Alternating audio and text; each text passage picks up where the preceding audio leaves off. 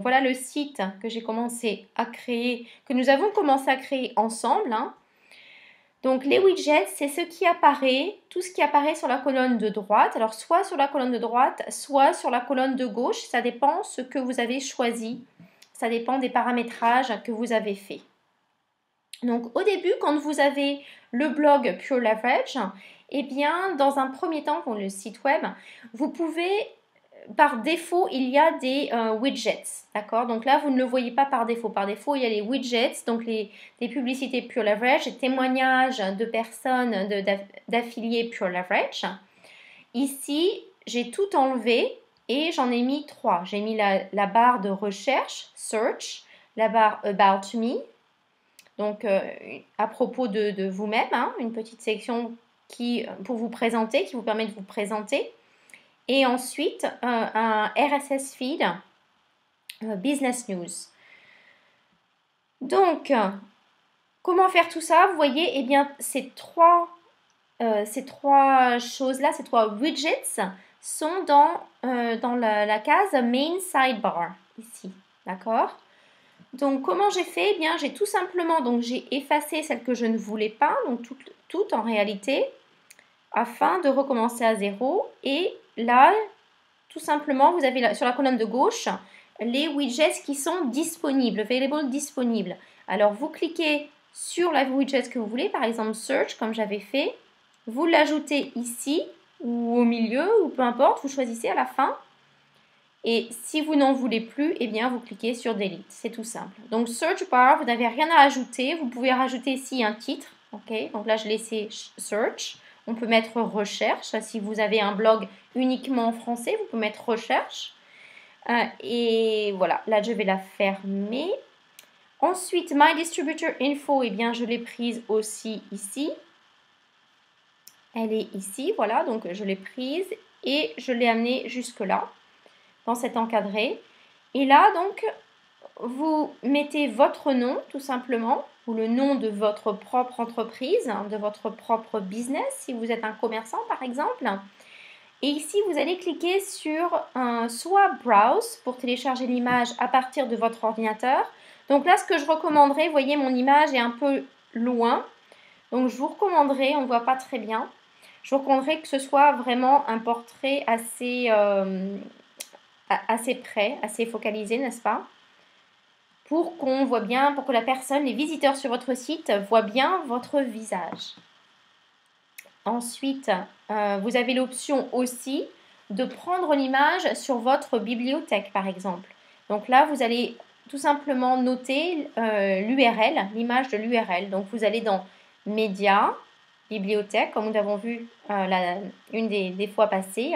Et là, vous cliquez sur Bibliothèque et vous allez avoir la série de vos images. Vous cliquez sur l'image et vous allez avoir l'URL de votre image. D'accord? Ici, About Me, donc à propos de moi, vous allez faire une petite description assez courte. La mienne est assez longue parce que j'ai mis en 2 langues. Attendez, c'est ici. Donc, vous faites une description assez courte, en fait, pour vous présenter tout simplement parce que les personnes qui vont venir sur votre site, qu'est-ce que vous voulez qu'elles en retirent, en fait? Tout simplement qu'elles apprennent à vous connaître, à vous aimer, à aimer qui vous êtes. Il y a des personnes qui vont vraiment accrocher avec vous et d'autres plus avec d'autres personnes, mais c'est important d'être identique à vous-même. Pour un business, eh bien, ça va être la même chose. Ça va être suivant ce que fait le business, si les personnes sont intéressées, si les personnes recherchent plutôt un produit, je ne sais pas, qui a un prix très compétitif ou un produit qui est peut-être plus haut de gamme, vous présentez un petit peu l'entreprise, vous présentez les personnes qui travaillent dans l'entreprise, parce que vos visiteurs vont apprendre à vous connaître, à vous aimer et aussi à vous faire confiance. Et c'est là où ils vont acheter avec vous, c'est une fois qu'ils sont à cette étape 3, qui est la confiance. Une fois qu'on fait confiance, eh bien on va acheter, d'accord? C'est bien ce qui se passe dans la vie de tous les jours. Quand on fait confiance à une marque, on achète encore et encore et encore avec cette marque, n'est-ce pas? Donc les widgets, nous retournons sur la dernière que j'avais mise ici, c'est le RSS Feed Business News. Donc qu'est-ce que j'ai fait?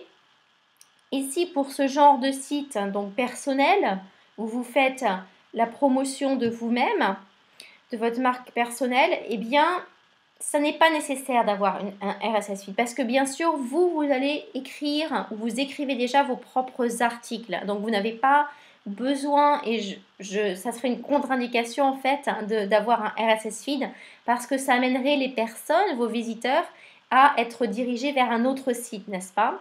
À moins que vous trouviez quelque chose qui puisse apporter sans faire compétition à votre site, d'accord? Donc là, j'ai mis ça.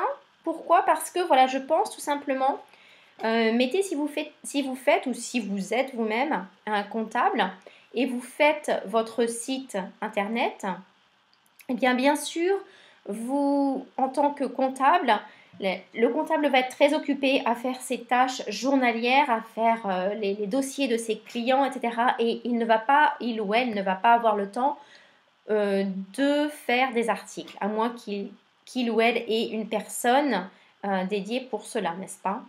Donc, par contre, ce que vous pouvez faire, c'est que ça mènerait une valeur ajoutée au site de ce comptable. Par exemple, ce n'est qu'un exemple, hein, et vous pouvez trouver d'autres utilisations de ce RSS feed. Eh bien, c'est que les personnes, quand elles vont venir sur votre site, sur le site du comptable, alors c'est important de même de montrer qui vous êtes, qui est l'équipe, pour que les personnes aient envie de faire du business avec vous, pour qu'elles vous fassent confiance, n'est-ce pas? Donc c'est ça l'utilité principale, c'est de présenter votre entreprise, de présenter vos spécialités, ce que vous faites. Vous êtes spécialisé dans tel ou tel domaine de comptabilité et vous présentez vous-même, parlez un petit peu de vous, mais brièvement bien sûr, de vos associés si vous avez des associés, de votre équipe si vous avez une équipe. Et ensuite, pour amener des informations, vous allez pouvoir amener des informations via un site comptable en fait au niveau national qui va rédiger, eux vont rédiger des articles toutes les semaines ou tous les jours, des articles intéressants et importants sur les nouveaux conseils, sur les nouvelles lois, par exemple en matière d'immobilier, en matière de enfin, des conseils pour économiser sur vos impôts, etc., etc. Donc, que des articles qui sont en rapport avec la comptabilité. Donc là, ça pourrait, dans ce cas-là, ajouter au site. Ensuite, vous avez d'autres catégories qui sont Tag Cloud, aussi archives. Donc archives, c'est des archives par mois. Donc vous l'ajoutez tout simplement ici. Voilà, il s'est mis là. Je vais le mettre en dessous. Voilà, vous pouvez le déplacer comme vous voulez. Vous voyez, c'est bien. Ah non, pas celui-là. Ici, dans le main sidebar. Et archives, ça va être quoi? Ça va être des classements. Ça va classer tous vos articles par mois. Donc si vous l'avez écrit au mois de décembre, ça va être tout le mois de décembre. Au mois de novembre, ça va être au mois de novembre, etc. Ça va classer vos articles par mois. Le Tag Cloud, ça va classer vos articles par mots-clés. Donc, ça va être par mots-clés, soit par mots-clés tags, donc les tags que vous avez utilisés, les mots-clés que vous avez utilisés dans votre article, ou les catégories, les catégories que vous avez utilisées dans vos articles. Donc, vous choisissez soit l'un ou soit l'autre. Je vous recommande de mettre soit les archives, soit les Tag Cloud. Peut-être, c'est à vous de choisir ce que vous voulez mettre sur votre site internet, bien sûr. Hein, c'est à vous de choisir quelle est l'apparence. Et de toute façon, vous voyez, c'est très facile à changer. C'est ça l'avantage de ce blog qui est très facile. C'est que vous pouvez le modifier à n'importe quel moment.